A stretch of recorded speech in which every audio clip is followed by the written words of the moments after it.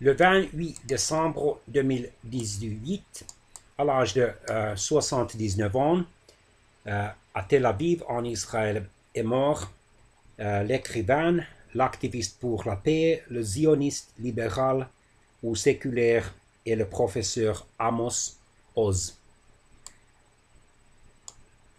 Un juif israélien, il était né en mai 1939 à Jérusalem.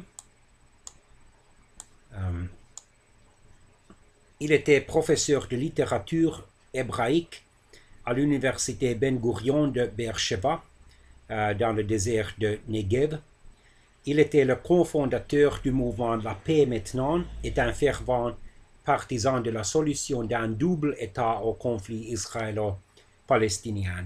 Dans cette solution, il est proposé que Israël serait limité aux régions qui sont majoritairement juives et l'État de Palestine serait limité aux régions qui sont majoritairement palestiniennes.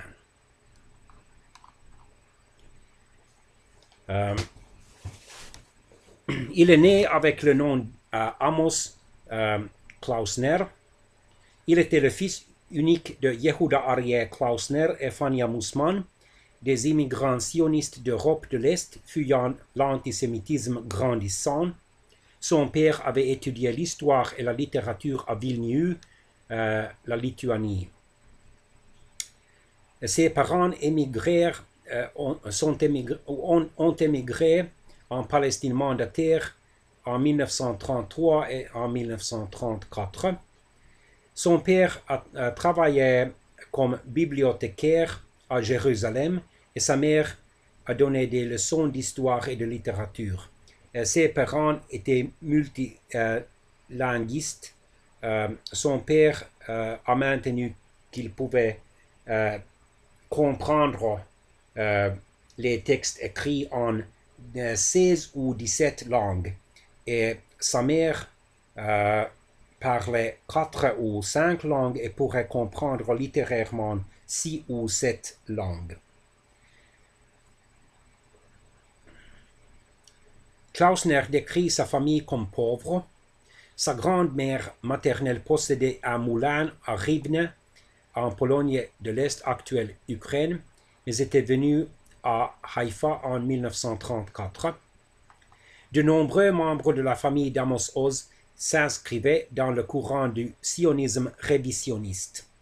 L'oncle de son père, Joseph Klausner, fut candidat du Parti conservateur Herut ou Liberté à la présidence de l'État d'Israël en 1949 contre Chaim Weizmann qui l'a gagné, et tenait la chaire de littérature hébraïque à l'Université hébraïque de Jérusalem. Amos Oz et sa famille ont toujours entretenu une certaine distance à la religion dont ils méprisaient l'irrationalité. Sa mère s'est suicidée en 1952. Cet événement est à l'origine de la série d'interrogations qui figure dans son livre Une histoire d'amour et de ténèbres. Amos Oz, sioniste de plus en plus séduit par la gauche, rejoignait le kibbutz de Hulda à l'âge de 15 ans. C'est à cette époque qu'il a adopté le nom d'Oz, qui signifie force en hébreu. Il a demeuré au kibbutz jusqu'à ce que sa femme Nili et lui se sont installés à Arad, dans le nord du désert du Negev, en 1986, en raison de l'asthme de leur fils Daniel. À la fin des années 1950, Amos Oz a servi dans Tzahal, unité Nahal, pour compléter son service militaire qui était 3 ans. Et il s'est trouvé confronté aux escarmouches à la frontière syrienne. Après Nahal, Amos Oz a étudié la philosophie et la littérature hébraïque à l'Université hébraïque de Jérusalem. Il a commencé à publier ses premiers récits en 1965. Son premier roman a été publié en 1966. Pendant la guerre des 6 jours, en juin 1967, Il a servi dans une unité de tank ou des véhicules armorés dans le Sinaï et lors de la guerre du Yom Kippour en octobre 1973. Il a été affecté sur le plateau du Golan. Amos Oz s'est retiré à Arad. En novembre 2008, l'écrivain a annoncé qu'il ralliait la Nouvelle Gauche, parti de la gauche sioniste favorable à un partage territorial pour contrer le Likoud, un parti ou une coalition des partis de la droite nationaliste israélienne, dirigée par l'actuel Premier ministre israélien Benjamin Netanyahu. En janvier 2018, il était signataire avec 34 autres personnalités littéraires dont Zeruya Shalev, David Grossman, Orly Castelblum et Edgar Keret, d'une lettre adressée au Premier ministre israélien Benjamin Netanyahu qui lui demandait le non-renvoi des personnes réfugiées originaires de l'Érythrée et du Soudan. Il est mort des suites d'un cancer à 79 ans et il a été qualifié à cette occasion de gloire des écrivains d'Israël par le président israélien. Amos Oz a écrit 18 ouvrages en hébreu et près de 450 articles et essais. Ses œuvres sont traduites en 39 langues. Tournées vers l'exploration des êtres, de leurs espoirs et de leurs déceptions, de leurs relations souvent complexes, parfois frustrées, l'œuvre d'Amos Oz obéit surtout à un principe qui consiste à tenter par l'écriture de se mettre à la place d'autrui pour mieux le comprendre.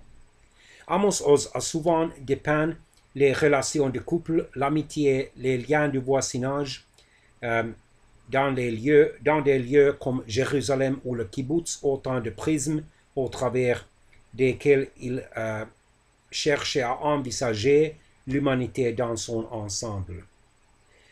Il a milité pour une lecture lente de la littérature qui permet de retrouver ce qu'il appelle un bonheur tranquille.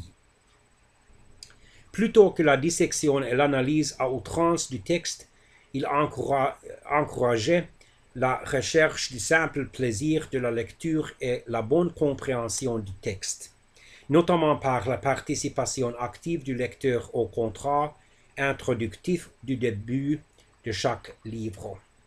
Il a reçu beaucoup de prix littéraires, dont le prix Bernstein pour une paix parfaite en 1983, l'officier des arts et des lettres de France en 1984, prix Israël en 1998, prix Israël de littérature lors du 50e anniversaire de l'indépendance d'Israël.